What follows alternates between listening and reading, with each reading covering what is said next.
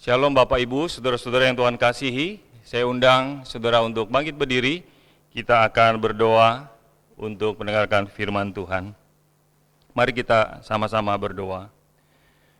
Bapa dalam surga, kami bersyukur untuk kesempatan pagi hari ini.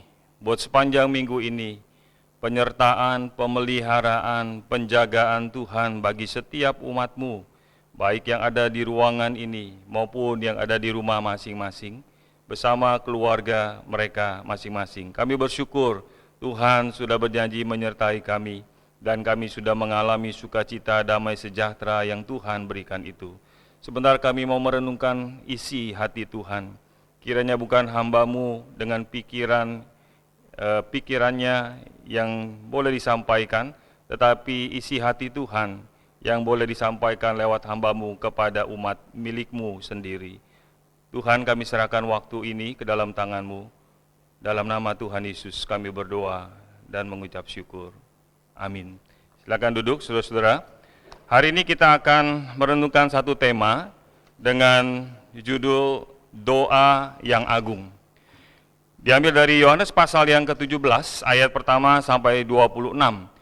Ayat yang cukup limpah karena ada satu gereja yang mengkhotbahkan pasal 17 yang kita akan dengarkan pada hari ini menjadi 6 kali ibadah.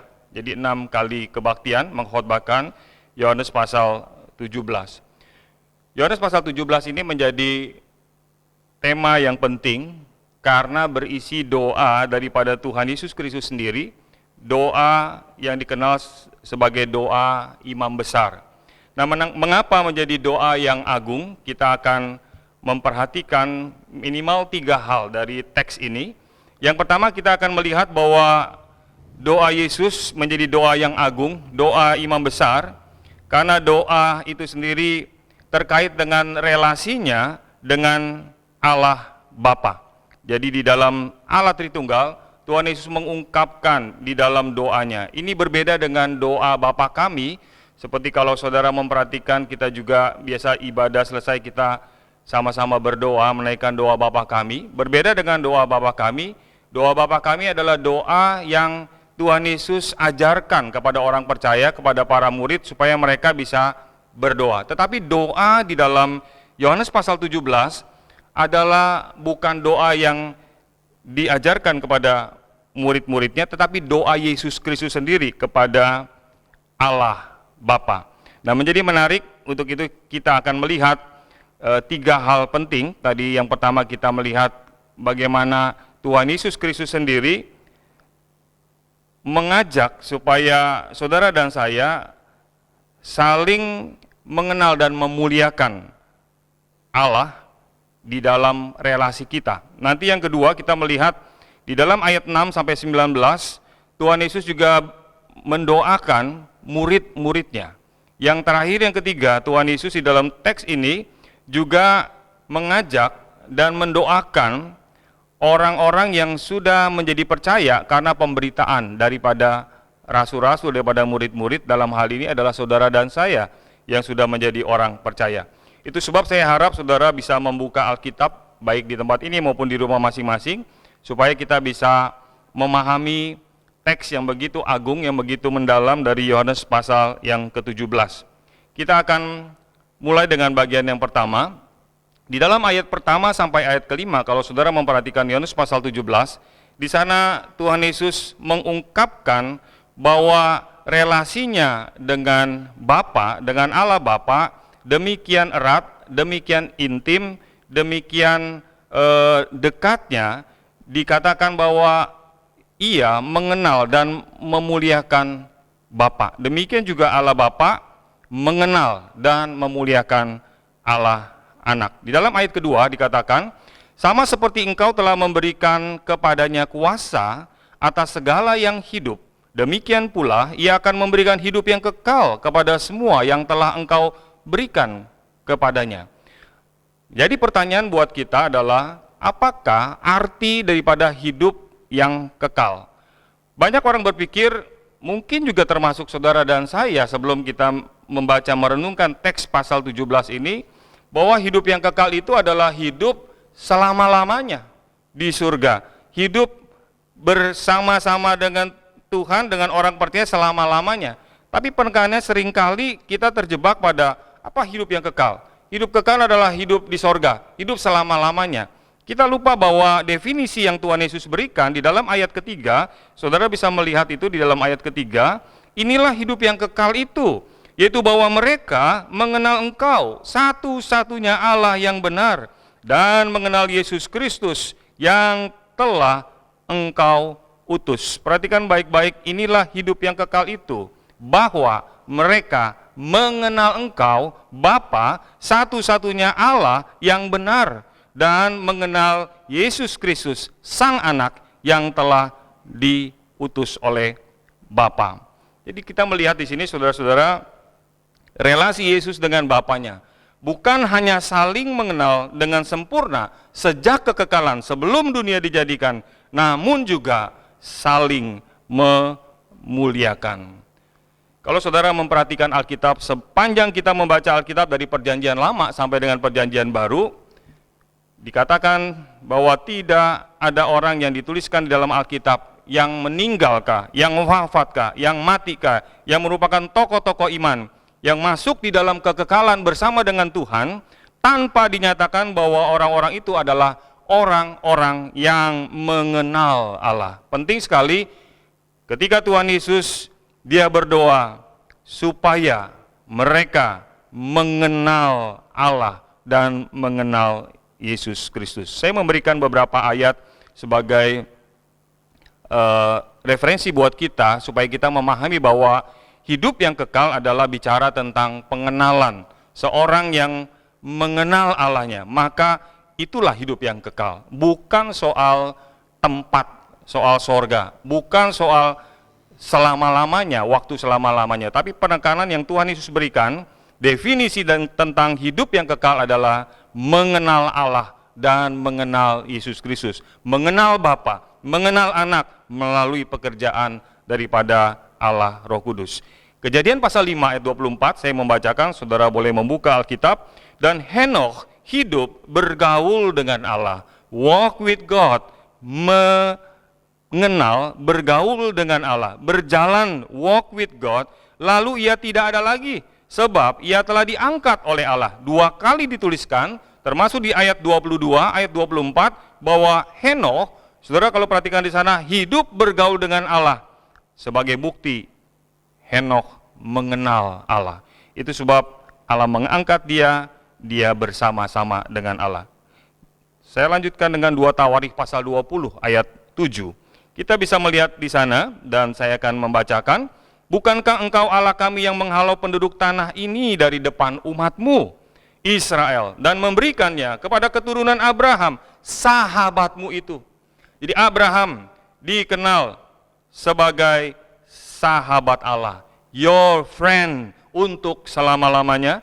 Ini adalah doa seorang Raja Yehuda, Raja Yosafat, saat berdoa memohon pertolongan Tuhan ketika Bani Moab dan Bani Amon datang menyerang kerajaan selatan, yaitu kerajaan Yehuda. Yosafat berdoa, menyebut Abraham sebagai sahabat Allah. Tidak mungkin sahabat tidak mengenal, tidak berdiskusi, tidak tukar pikiran, tidak tidak ada relasi yang intim. Sahabat pasti memiliki kedekatan, pengenalan satu terhadap yang lain. Ini yang diungkapkan oleh Raja Yosafat ketika dia berdoa. Dia mengingat Abraham, sahabat Allah. Saya yakin Abraham, bapak orang beriman itu, berada di dalam kekekalan, hidup yang kekal, yang saat ini sedang dia nikmati. Demikian juga ketika saya membaca, saudara boleh membuka juga Mazmur 37, ayat 25 sampai 26, tentang pengenalan seseorang. Itu akan mempengaruhi relasi dia, bahkan sampai kepada harapan, kerinduan dia untuk ada di dalam kekekalan bersama Allah. Mazmur 37 ayat 25 sampai 26. Dahulu aku muda, kata Daud, sekarang telah menjadi tua, tetapi tidak pernah kulihat orang benar ditinggalkan, atau anak cucunya meminta-minta roti, tiap hari ia menaruh belas kasihan. He is ever merciful. Dia selalu menaruh belas kasihan. Dia selalu murah hati, beranugerah, memberi pinjaman, dan anak cucunya menjadi berkat. Karena Allah murah hati, Allah berbelas kasihan, maka Daud yang mengenal Allahnya dengan benar memiliki satu keyakinan bahwa enggak mungkin orang yang percaya, yang mengenal, yang berharap, beriman kepada Allah Israel yang kita kenal dalam Yesus Kristus ditinggalkan. Anak cucunya minta roti. Bahkan sebaliknya, dengan berkat dan anugerah Tuhan, maka orang-orang benar ini justru memuliakan Tuhan melalui belas kasihan yang Tuhan berikan. Saudara yang kasih Tuhan, dari teks yang di dalam perjanjian lama yang tadi saya ungkapkan, saya mau melengkapi dengan di dalam perjanjian baru. Ketika Stefanus di akhir hidupnya, ketika begitu banyak batu menghantam dirinya karena dia dirajam dengan batu sampai mati, di akhir daripada ajal kehidupannya, menjelang ajalnya, ia berkata dalam Kisah Rasul 7 ayat 56, 59, dan 60, ketika Stefanus mau meninggalkan dunia ini, sungguh, dia berkata, Kisah Rasul 7, 56, aku melihat langit terbuka dan anak manusia berdiri di sebelah kanan Allah. Dan sebelum menghembuskan nafasnya yang terakhir, Stefanus berdoa, ya Tuhan Yesus, terimalah rohku. Tuhan, janganlah tanggungkan dosa ini kepada mereka. Saudara yang kasih Tuhan, sekali lagi saya mau menekankan, apa yang Tuhan Yesus katakan tentang pengenalan Dia di dalam kekekalan bersama Allah Bapa, dan juga saling memuliakan Allah Bapa, memuliakan Allah Anak memuliakan Allah Bapa. Ada pengenalan yang sempurna daripada Allah Tritunggal. Demikian juga saudara dan saya diingatkan, mari kita mengenal Tuhan kita dengan lebih bersungguh-sungguh lagi. Tidak mungkin Stefanus sampai di akhir kehidupannya, menjelang kematiannya, bisa berdoa mengampuni orang yang melemparinya dengan batu. Tidak mungkin dia dapat berdoa dengan melihat Yesus Kristus berdiri di sebelah kanan Allah, kalau Stefanus tidak mengenal siapakah Allahnya. Kalau saudara menyaksikan film Quo Vadis, dilukiskan bagaimana Kaisar Nero membakar hidup-hidup, mengikat orang-orang Kristen, orang percaya di tiang, lalu dikasih kain, dikasih daun-daunan, lalu dibakar hidup-hidup menjadi obor. Ketika Nero mengunjungi orang-orang Kristen yang dibakar itu, Nero, kaisar yang demikian kejam, yang matinya bunuh diri, dia melihat ini orang Kristen berbeda dengan orang-orang yang tidak percaya. Mereka ketika mengakhiri hidupnya, mereka menaikkan puji-pujian, baik saat dibakar hidup-hidup maupun saat dilempar ke Kolosium yang ada di Roma saat ini, bagaimana mereka diadu, dimakan binatang buas, dibiarkan mati, sehingga mereka benar-benar tidak berdaya. Ada film Gladiator yang menunjukkan Kolosium itu tempat memang menjadi tontonan bagi pembesar-pembesar Romawi, bahkan rakyat Romawi pada waktu itu. Orang-orang ini melihat orang-orang percaya punya pengenalan yang demikian kuat, bahkan sampai di ujung kematian.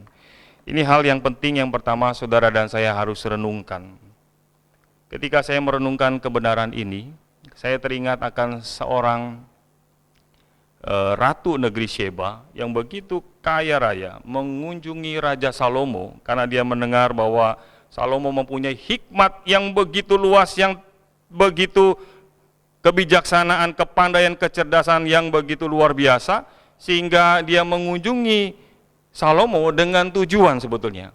Dia mau mengetes, dia mau mengecek apakah memang benar yang dikatakan rakyatnya bahwa ada seorang yang sangat berhikmat. 2 Tawarik pasal 9 ayat 4 mengatakan, maka tercenganglah Ratu Sheba, there was no more spirit. Tercenganglah Ratu Sheba, tidak ada spirit, tidak ada breath in her, kehilangan nafas. Kalau kita terjemahkan artinya tidak berdaya. Kenapa? Karena dia katakan setengah dari hikmatmu itu belum diberitahukan kepadaku. Engkau melebihi kabar yang kudengar. Jadi ratu daripada negeri Sheba ketika melihat hikmat Tuhan melalui Salomo, maka ratu ini speechless. Dia tidak berdaya, dia tercengang. Dia melihat betapa hikmat bijaksana Tuhan sungguh benar ada di dalam diri Salomo. Ketika mengatur makanan, mengatur pegawai-pegawainya, mengatur minuman, cara duduknya, itu bagaimana mereka makan, mempersiapkan persembahan bagi Tuhan dan sebagainya. Ratu Sheba tercengang-cengang melihat hikmat daripada Raja Salomo. Saudara yang kasih Tuhan, pernahkah saudara berpikir satu hari ketika kita ada di dalam kekekalan bersama dengan Allah Tritunggal, kita pun ketika saat ini kita rindu mengenal, walaupun kita mungkin tidak mungkin secara sempurna mengenal Allah yang mengasihi kita semua sampai di sorga. Mungkin saudara dan saya seperti melebihi ratu negeri Sheba. Kita akan tercengang-cengang melihat kemuliaan Tuhan yang begitu mengasihi kita. Inilah sorga yang dulu ketika di dalam dunia. Inilah hidup yang kekal. Ketika aku hidup di dalam dunia, ketika aku beribadah kepada Tuhan, menjadi jemaatnya, aku merindukan hidup yang kekal. Ternyata saudara yang kasih, hidup yang kekal bicara tentang relasi, pengenalan saudara dan saya dengan Tuhan yang kita percayai di dalam Kristus Yesus. Seberapa seriuskah saudara hendak masuk ke kehidupan yang kekal itu? Akan tampak dari seberapa serius saudara mau rindu mengenal siapa Tuhan Allah yang saudara dan saya percayai. Sekali lagi, seberapa seriusnya saudara hendak masuk ke dalam kehidupan kekal itu, akan tampak dari seberapa serius saudara mau atau rindu mengenal Allah kita. Demikian sebaliknya, seberapa serius saudara mau rindu mengenal Allah di dalam dunia yang sementara ini akan menunjukkan seberapa seriusnya saudara mau hidup, masuk di dalam hidup yang kekal bersama dengan Tuhan. Seringkali kita sedih ketika mendengar orang yang berpikir tentang sorga, berpikir tentang hidup yang kekal, tetapi tidak pernah ada relasi. Tidak pernah seperti doa Tuhan Yesus yang pertama ini. Dia rindu supaya dia semakin mengenal dan semakin saling memuliakan. Demikian pula ketika saudara dan saya boleh semakin mengenal satu dengan yang lain. Khususnya semakin mengenal Allah yang kita percayai. Kalau saudara sebagai pemuda-pemudi yang punya kekasih, pasti juga saudara-saudara yang punya keluarga, kalau kita pergi ke negeri yang terkenal dengan pemandangan yang indah, ke negeri Swiss, maka kita akan sangat menikmati tempat itu. Kenapa? Karena kita bersama-sama dengan orang yang kita kenal. Tapi jadi masalah kalau saudara pergi dengan orang yang tidak kita kenal. Bahkan lebih celaka lagi kalau kita pergi ke tempat yang indah, ke lokasi yang baik, ke negeri Swiss yang terkenal dengan pemandangan yang sangat indah itu, tapi pergi bersama dengan orang yang memusuhi saudara, yang tidak suka dengan saudara. Bagaimana kita bisa menikmati? Demikian juga saya membayangkan, kalau orang dalam dunia ini tidak pernah punya kerinduan mengenal Allahnya, saya ragu apakah orang itu bisa menikmati yang namanya hidup yang kekal. Inilah bagian pertama yang saudara dan saya harus pahami benar-benar, kerinduan Tuhan Yesus ketika dia berdoa, supaya hidup yang kekal itu, yang dimiliki oleh para murid itu, yang dimiliki oleh orang-orang percaya yang lain yang diberitakan oleh para murid itu, adalah supaya saudara dan saya semakin mengenal siapa Yesus Kristus dan siapa Allah, Bapa yang mengutusnya. Yang kedua, saudara memperhatikan di ayat 9 dan di ayat yang ke-20. Doa Yesus untuk murid-muridnya ini dikenal, tadi saya sudah katakan, sebagai doa imam besar. Doa imam besar artinya doa bagi orang lain, menjadi mediator, menjadi pengantara antara manusia dengan Allah. Itulah tugas seorang imam besar. Di dalam ayat 9 dikatakan, aku berdoa untuk mereka, bukan untuk dunia aku berdoa. Jadi Yesus Kristus di dalam teks ini, dalam bagian ini berdoa bukan untuk orang-orang yang tidak percaya, bukan. Dia berdoa buat orang-orang yang percaya kepadanya. Bukan untuk dunia aku berdoa, tetapi untuk mereka yang telah Engkau berikan kepadaku, sebab mereka adalah milik-Mu.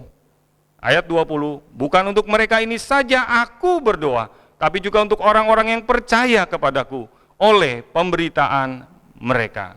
Di sini kita harus mengerti bahwa sekalipun Tuhan Yesus menyelesaikan tugas yang sudah diberikan oleh Bapa dan dia sudah kerjakan itu, menjadi korban tebusan, mati di atas kayu salib, bangkit dan naik ke surga, lalu di atas kayu salib dia katakan, tetelestai, sudah selesai.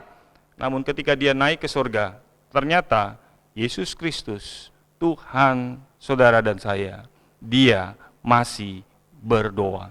Menarik ketika saya memperhatikan kata berdoa di sana, menggunakan bentuk kata kerja yang berarti terus-menerus dikerjakan. Present active indikatif, artinya kata kerja dalam bahasa Yunani ini mengungkapkan satu tindakan yang terus-menerus dilakukan sampai saat ini dan belum selesai.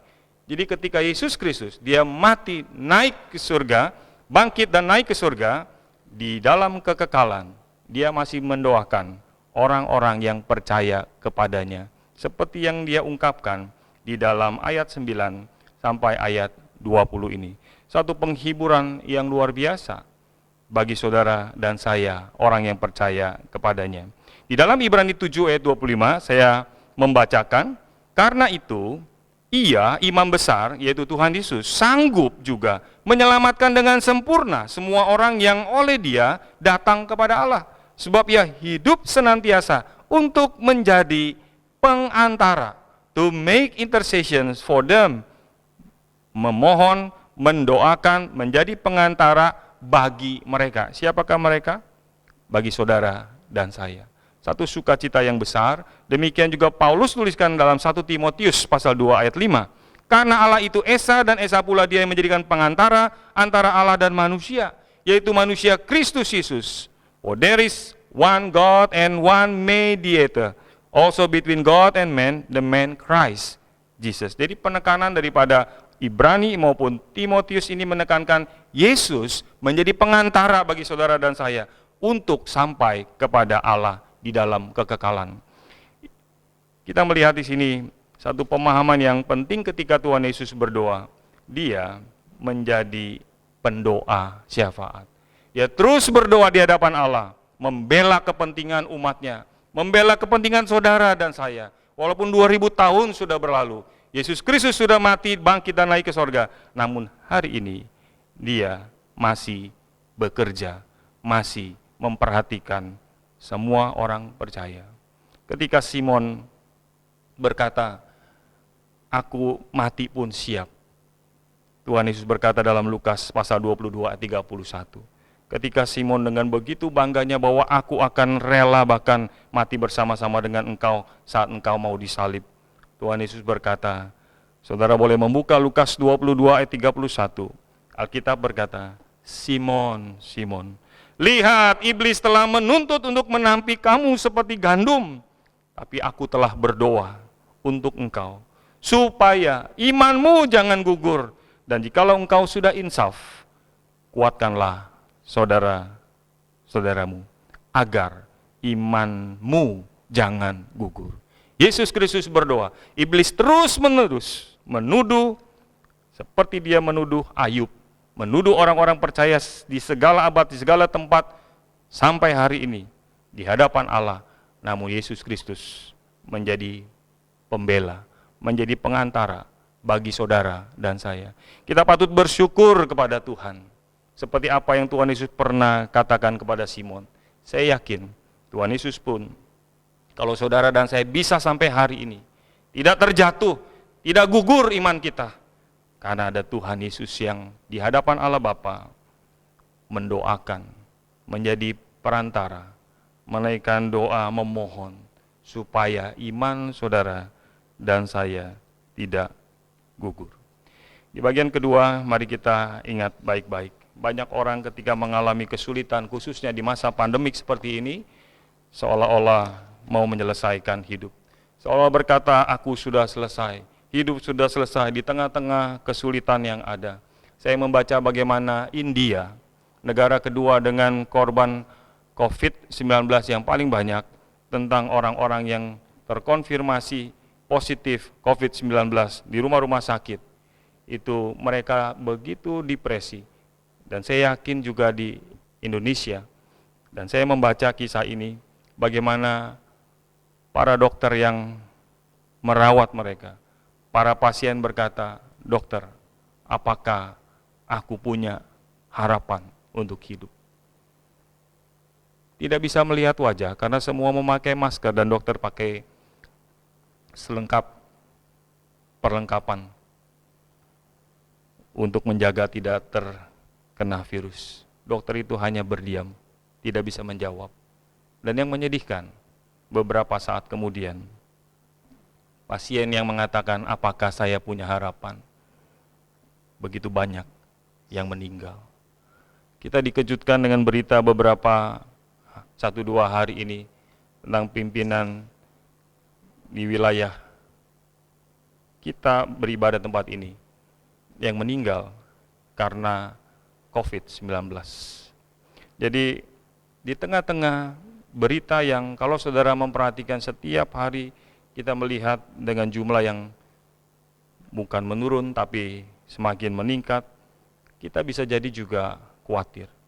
Kita bisa gelisah dengan kondisi kita, dengan anak-anak kita, dengan keluarga kita, dengan jemaat kita, dengan relasi kita, dengan pergumulan-pergumulan yang begitu banyak di tengah-tengah usaha, perusahaan-perusahaan yang mengalami begitu banyak masalah dengan keuangan, bahkan mengalami kebangkrutan.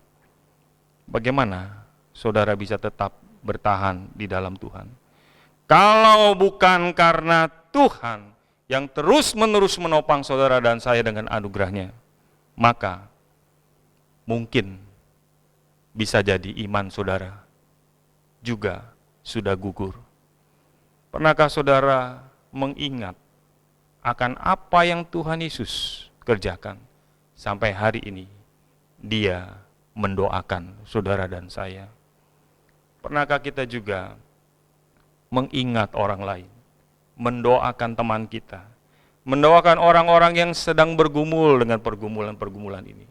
Bersyukur kalau di tengah-tengah pandemi ini kita masih bisa survive, masih bisa tetap bertahan di dalam iman kita, di dalam pekerjaan dan sebagainya. Ada banyak orang yang sedang bergumul, yang mungkin mau berkata, Tuhan, sudah selesai, aku lebih baik mati, aku lebih baik tinggalkan dunia ini. Hari ini Tuhan mengingatkan, aku terus-menerus berdoa. Bukan hanya 2000 tahun yang lalu ketika Tuhan Yesus mengucapkan doanya dalam Yohanes 17, tapi sampai hari ini, sampai dunia berakhir, sampai saudara dan saya berjumpa dengan Tuhan. Ini bagian yang kedua. Saya teringat seorang ibu mendengar kesaksian dari seorang hamba Tuhan. Di Berlin, ada seorang ibu yang sudah usia lanjut. Dan dia sering didatangi oleh orang-orang Kristen pada waktu itu. Dengan maksud mau menghibur dia di dalam kesungguhannya, tapi sekarang sudah usia lanjut dalam kelemahannya.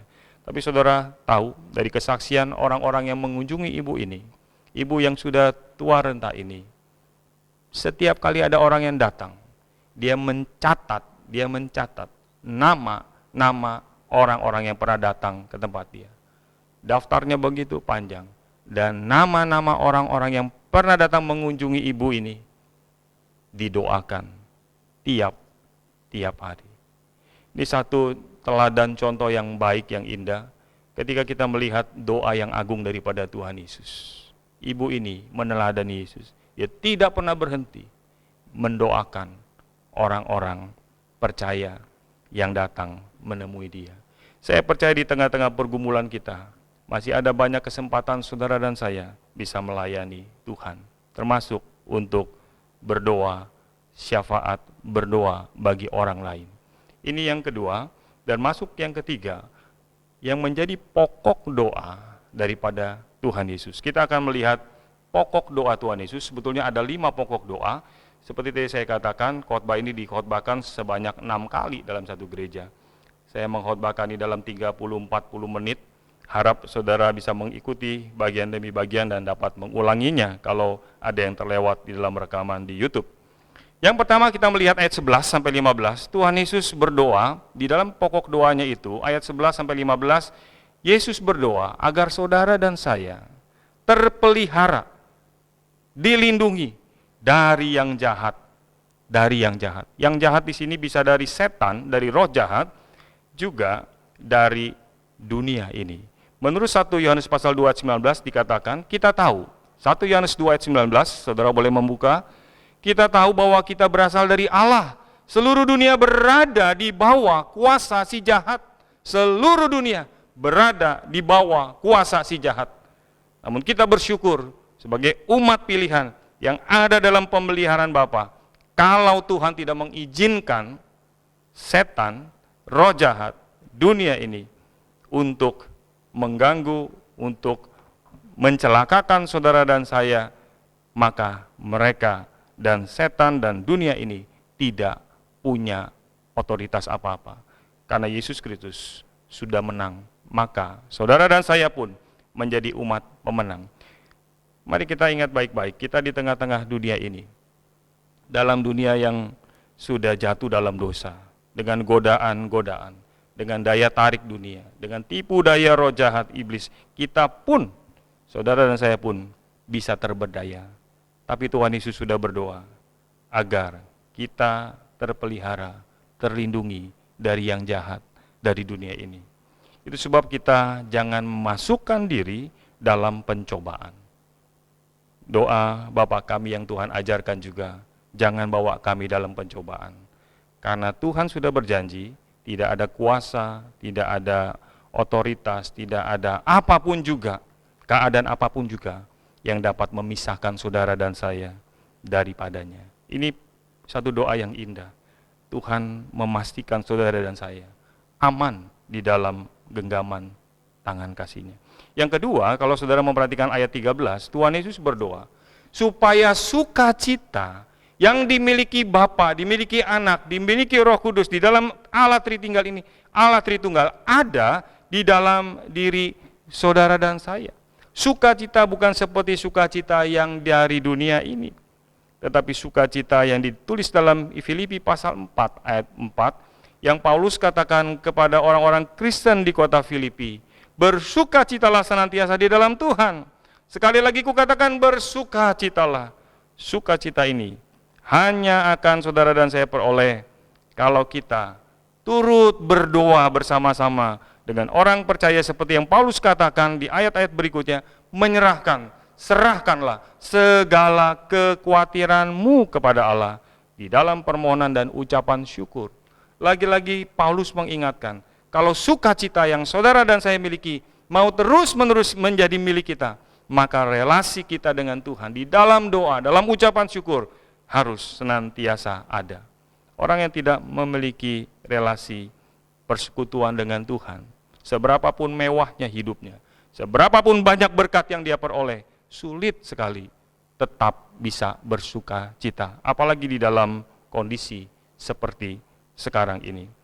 Yang pokok doa ketiga, Tuhan Yesus berdoa supaya saudara dan saya dikuduskan dalam kebenaran. Saudara, satu hal yang sangat penting, kita tidak mungkin bisa sampai ke sorga. Kita tidak mungkin ketika meninggalkan dunia ini bisa di dalam kekekalan kalau saudara dan saya tidak kudus. Jadi pertanyaan, bagaimana saudara dan saya bisa kudus? Tuhan Yesus berdoa, ayat 17, agar saudara dan saya, kita dikuduskan di dalam kebenaran. Pengudusan ketika saudara dan saya sudah menjadi orang Kristen terus-menerus berlangsung. Belajar hidup kudus dalam hati kita, di dalam pikiran kita, di dalam tindakan perbuatan kita. Mari kita di bagian ini mengingat baik-baik, apakah Alkitab yang saudara baca, apakah khotbah yang saudara dengar seperti minggu seperti ini, atau ketika kita mendengar, merenungkan, mengingat satu ayat, boleh terus-menerus kita renungkan. dan kita praktekkan dalam hidup kita. Itulah yang Alkitab katakan, firman akan menguduskan kamu. Jadi kekudusan, pengudusan yang Tuhan kerjakan akan terus-menerus berlangsung. Sampai satu hari kita boleh bersama-sama dengan Allah yang kudus di dalam kekekalan. Ini pokok doa yang ketiga. Dua pokok doa lagi di dalam ayat 21, ayat 22, dan ayat 23. Tuhan Yesus berdoa agar kita menjadi satu seperti Allah Bapa dan Allah Anak. Kalau saudara memperhatikan ayat 21, 22, 23, Tuhan Yesus ingin agar relasinya dan persekutuan yang indah yang Ia miliki dengan Allah Bapa juga dimiliki oleh manusia yang percaya kepadanya. Menunjukkan sebuah kesatuan, persekutuan pribadi semua orang percaya dengan Allah. Satu hal yang indah, saudara dan saya tidak mungkin bisa menghampiri Allah tanpa kita di dalam Kristus. Sekali lagi, kita tidak mungkin bisa menghampiri Allah yang suci, yang kudus, kalau saudara dan saya tidak tinggal di dalam Kristus. Yohanes berulang-ulang kali dalam suratnya, tinggal di dalam, juga di dalam Injilnya, tinggal di dalam Kristus, supaya saudara dan saya menjadi satu di dalam persekutuan dengan Allah. Kalau saudara mau melihat matahari, sinar matahari, saudara menatap sinar matahari, dalam hitungan beberapa detik, membuat mata saudara tidak berdaya. Dan kalau terus-menerus menatapnya, silau terangnya matahari akan bisa membutakan mata saudara. Allah yang menciptakan matahari, yang tak terhampiri itu, apalagi pribadinya sendiri. Kalau kita tidak sanggup melihat matahari, apalagi melihat Allah yang mencipta matahari. Itu sebab setiap kali saya merenungkan bagian ini, saya semakin bersyukur, Tuhan, siapakah saya? Kalau saudara melihat diri saudara masing-masing pun, mengingat segala kejahatan, dosa, pelanggaran kita di masa lalu, kalau Tuhan tidak melupakan dan memberi anugerah, tidak mungkin saudara dan saya bisa menghampirinya. Kita bersyukur pada Tuhan lewat firman Tuhan hari ini. Kita diberikan anugerah untuk masuk di dalam persekutuan dengan Allah. Bukan hanya di dalam kekekalan nanti, tetapi saat di dalam dunia ini, kita bisa menikmati itu. Itulah pokok doa yang keempat yang Tuhan Yesus naikkan. Dan pokok doa yang terakhir, dalam ayat 24 dan juga ayat 5 dikatakan, Tuhan Yesus berdoa agar saudara dan saya, semua orang percaya, baik para murid pada waktu itu, maupun orang-orang percaya di segala tempat, segala abad, boleh tetap tinggal di dalam kasih-Nya, di dalam kasih-Nya. God is love. Allah adalah kasih. Kalau Allah adalah kasih, maka Allah Bapa, Allah Anak, Allah Roh Kudus di dalam kekekalan saling mengasihi sampai kepada kekekalan. Sehingga saudara dan saya yang ada saat ini, baik di tempat ini maupun di rumah masing-masing, Tuhan yang adalah kasih, Dia tinggal di kemah-kemah umat Israel. Dalam Keluaran pasal 40, Keluaran pasal 29, Tuhan berkata berkali-kali, ingatkan Israel, aku diam, aku tinggal di tengah-tengah kamu. Demikian juga Allah yang adalah kasih itu tinggal, diam di dalam diri saudara masing-masing. Percayakah saudara dan saya hari ini bahwa Allah yang ada kasih, doa yang terakhir daripada Tuhan Yesus, ingin supaya saudara dan saya tinggal di dalam kasih, tinggal di dalam Dia.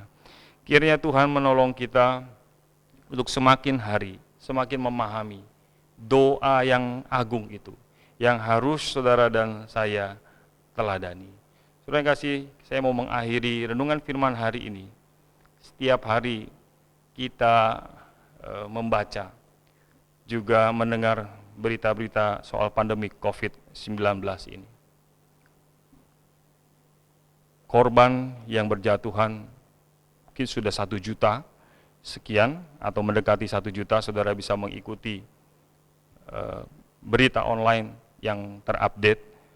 Tapi kalau saudara memperhatikan bahwa apa yang terjadi saat ini, semalam saya memperhatikan kembali, epidemi maupun pandemi akibat wabah telah terjadi sebanyak kurang lebih 20 kali di dalam dunia ini. Di dalam dunia ini. Dan yang paling menonjol adalah ketika Romawi mengekspansi wilayah jajahannya sampai 25% dunia ini pada waktu itu, di abad pertama sampai abad kelima, pemerintahan Romawi menguasai dunia. Ketika dia menguasai tentara-tentara, orang-orang yang dijajah itu disuruh membangun jalan-jalan raya, supaya tentara Romawi bisa dipakai oleh tentara Romawi ini untuk jadi sarana, prasarana untuk memperluas dia punya wilayah jajahan. 25%, seperempat dunia dikuasai oleh pemerintah Romawi. Dia membangun gedung-gedung dengan arsitektur yang kuat, yang gagah dan megah. Dan saudara tahu, ketika Tuhan izinkan pemerintah Romawi itu melakukan yang namanya Pax Romana, Romawi yang damai, sehingga tidak ada pemberontakan di sana sini, ada damai, maka terjadi pembangunan luar biasa. Ternyata Tuhan punya maksud supaya Injil bisa diberitakan melalui hamba Tuhan yang namanya Rasul Paulus, memakai sarana jalanan, jalan-jalan raya yang sudah dibuat oleh pemerintah Romawi di abad pertama, kedua, ketiga, sampai abad kelima khususnya, untuk memberitakan Injil.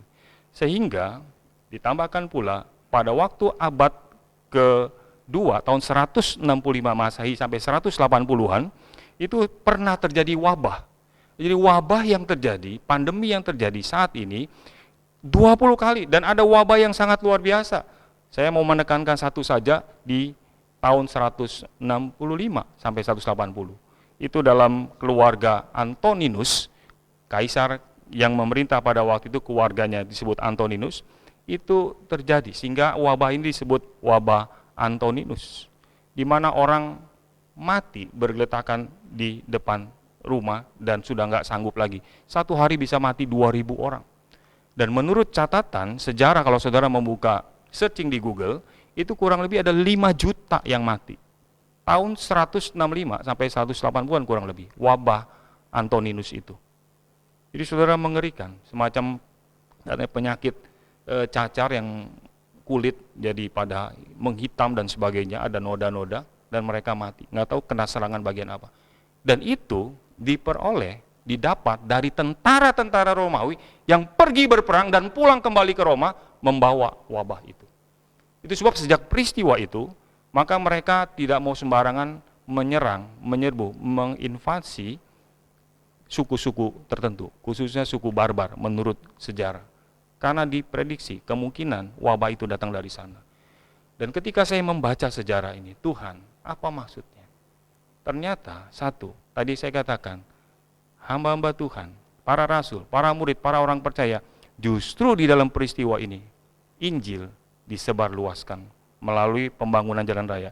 Dan abad kedua, wabah Antoninus itu, justru saudara, sekali lagi, kekristenan, orang-orang mendengar Injil jauh lebih banyak. Biasa kalau saudara dan saya melihat orang dalam keadaan nyaman, dalam keadaan tenang, dia nggak pernah pikir tentang kehidupan kekal. Dia nggak pernah pikir tentang masalah rohani. Pokoknya urusan sekarang aja, bagaimana saya hidup. Namun ketika pandemi virus COVID-19 ini terjadi, maka orang banyak berpikir tentang hidup setelah kematian. Demikian pula pada waktu itu. Orang-orang Kristen diberi kesempatan melayani Tuhan, memberitakan siapa Yesus Kristus. Dan perkembangan orang yang percaya kepada Kristus pada waktu itu menjadi begitu besar. Kita berdoa, kiranya walaupun virus COVID-19, COVID-19 ini sudah terjadi dan masih terjadi, kita sama-sama berdoa, memohon belas kasihan Tuhan, bersyafaat, mendoakan orang-orang dari lebih dari 117 dokter, perawat, paramedis yang sudah meninggal, keluarga-keluarga mereka yang ditinggalkan dengan tiba-tiba. Belum orang-orang yang saudara dan saya kenal, kita doakan supaya Tuhan berbelas kasihan menghibur mereka. Dan kita berdoa supaya melalui setiap situasi, saudara dan saya boleh tetap bersuka cita, boleh tetap ada pengharapan, boleh tetap ada damai Tuhan dan kasih Tuhan. Karena saya percaya, walaupun kita tinggal di dalam dunia yang sudah jatuh dalam dosa, ada penguasa yaitu iblis yang menguasai dunia ini. Tuhan kasih kesempatan untuk iblis ini. Dan kita hidup memang bukan di dunia yang seperti lagu yang mengatakan make the world a better place. Orang berusaha berjuang untuk membuat dunia ini menjadi tempat yang semakin baik dan semakin baik. Kenyataannya lebih dari 20 wabah pernah terjadi. Kiranya Tuhan menolong kita untuk semakin melihat keadaan yang terjadi saat ini, lalu melihat Tuhan bagaimana kita meresponinya. Kiranya Tuhan memberkati. Saya undang saudara untuk bangkit berdiri.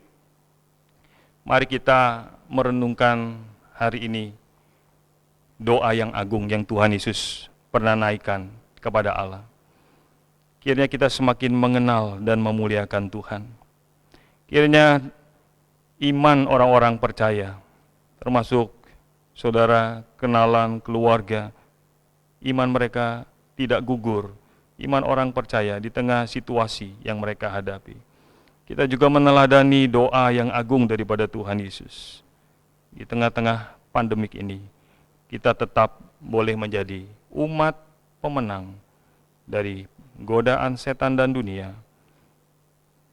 Tetap ada sukacita sorga dan semakin memancarkan karakter Allah yang kudus, kasih kepada Allah dan sesama di dalam persekutuan kita dengan Dia. Mari kita tundukkan kepala, kita berdoa. Tuhan, betapa dalamnya doamu ketika Engkau naikkan dan dicatat dalam Yohanes pasal 17. Kami sangat terbatas untuk memahaminya, baik di tempat ini maupun di rumah kami masing-masing. Kiranya Allah Roh Kudus seperti janjimu mencerahkan hati dan pikiran kami, menerangkan, menjelaskan lebih detail dalam setiap kehidupan jemaat-Mu, agar kami boleh meneladani sebagai orang percaya, sebagai orang Kristen, bagaimana seharusnya kami berdoa, bagaimana seharusnya kami menjalani hari-hari kami. Terima kasih Tuhan, terima kasih. Di dalam nama Tuhan Yesus, kami berdoa dan mengucap syukur. Amin. Sambil